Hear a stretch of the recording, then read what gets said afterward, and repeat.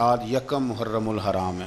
امیر المومنین خلیفۃ المسلمین حضرت سیدنا عمر فاروق رضی اللہ تعالیٰ عنہ کا آج یوم وصال ہے۔ حضرت عمر فاروق مسلمانوں اور مومنین کے لیڈر تو ہیں، لیکن حضرت عمر فاروق انسانیت کے رہنما ہیں بہت بڑے۔ حضرت عمر جس ہستی کا نام ہے، اس بندے نے انسانیت کے اصول وضع کیے۔ حضرت فاروق اعظم نے لوگوں کی بھلائی اپنا ذوق بنا لیا تھا، اور قرآن مجید نے کہا جو ایمان لانے کے بعد اچھے عمل کرے یہی ساری مخلوق سے بہتر لوگ۔ ان الذین آمنوا وعملوا الصالحات اولئک هم خیر البریہ، جو ایمان لانے کے بعد اچھے اعمال کرے وہی ساری مخلوق سے بہتر۔ حضرت عمر نے نا ایک ذوق بنا لیا تھا کہ میں نے اللہ کے بندوں کی خدمت کرنی اور اپنی ذمہ داری کو ادا کرنا۔ ہمارے ہاں معاشرے میں بہت سارے کام اس لیے خراب ہوتے ہیں کہ ہم نا احساس ذمہ داری بھول جاتے ہیں۔ یہ بہت سارے وزیر مشیر اور بہت سارے پیر اللہ ماشاءاللہ، ان کے نیچے کیوں خرابی ہو جاتی ہے بہت ساری؟ وہ اس لیے کہ وزراء کا مزاج نہیں ہوتا اے سی والے کمرے سے باہر نکلنے کا، تو باہر جو طبقہ ہوتا ہے وہ پھر مرضی کرتا ہے۔ اگر یہ کڑی نگرانی کرے،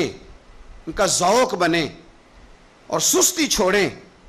ہمارے ہاں کئی دفعہ ایسے ہوتا ہے، ہم بہت ساری ذمہ داریاں کبھی بچوں کی ماں پہ ڈال دیتے ہیں، کبھی جو ہے وہ چھوٹے بھائی پہ ڈال دیتے ہیں، کبھی کسی پہ ڈال دیتے ہیں۔ اس سے بڑے بڑے نقصانات ہوتے ہیں، بڑے بڑے۔ کسی دوست پہ کوئی ذمہ داری ڈال دی، وہ تیرا یار ہے، تیرا مخلص ہے، وہ سارا ٹھیک ہے، اور اس بیچارے کی ایک کمزوری یہ ہے کہ اس کے ساتھ ایک شیطان بھی رہتا ہے۔ ضروری نہیں کہ وہ جان بوجھ کے کوئی غلطی کرے، اس کی نگرانی کر، اس کا احتساب کر، اس پر توجہ دے کہ وہ کیا کر رہا ہے۔ حضرت فاروق اعظم رضی اللہ تعالیٰ عنہ نے چھوٹی چھوٹی باتوں پہ توجہ کی، اور آپ نے ایک اصول بنایا، آپ کو یہ مل جائے گا، ابن جوزی علیہ رحمہ نے اس کو لکھا۔ حضرت عمر فرمایا کرتے تھے کہ حکومت چونکہ میری ہے تو ذمہ داری بھی، یہ نہیں فرماتے تھے کہ اداروں سے پوچھوں گا، متعلقہ آدمی سے پوچھوں گا، یہ نہیں فرماتے، میں اس محکمے کے سربراہ کو، اس منسٹری کے وزیر کو، یہ بات نہیں ہوتی تھی۔ حکومت میری ہے تو ذمہ داری بھی میری ہے۔ حضرت عمر فاروق رضی اللہ تعالیٰ عنہ نے قانون بنایا، اور اس کو آپ سن لیتے ہیں، کبھی اس کو سمجھنا۔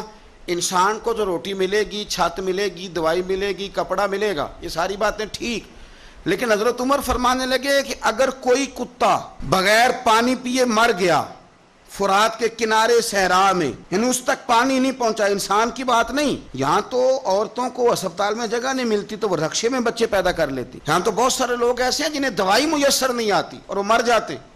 کتا اگر میری حکومت میں پیاسا مر گیا تو عمر فرماتے ہیں اللہ مجھ سے پوچھے گا کہ ڈیوٹی تو تیری تھی نا۔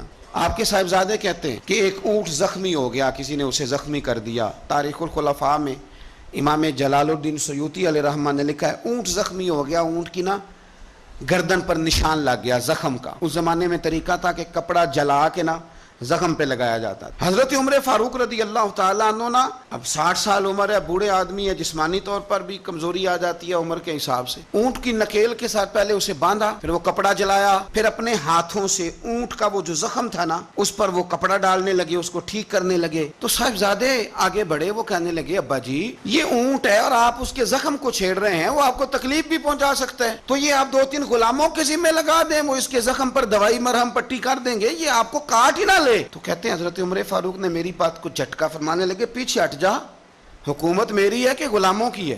ذمہ داری میری ہے کہ غلاموں کی ہے؟ فرمایا پتر میں تو ڈر رہا ہوں کہ کہیں یہ اونٹ ہی قیامت میں میری شکایت نہ کر دے، یہ میری شکایت نہ کر دے کہ اللہ میں بیمار ہو گیا، زخم لگ گیا، حکومت عمر کی تھی اور کسی نے مجھے پوچھا ہی نہیں۔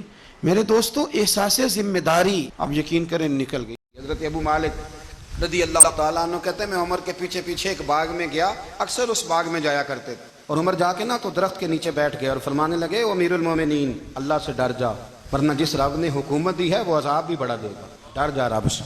کبھی ساری زندگی حضرت عمر نے اپنا کوئی تعارف نہیں کرایا، کبھی نہیں۔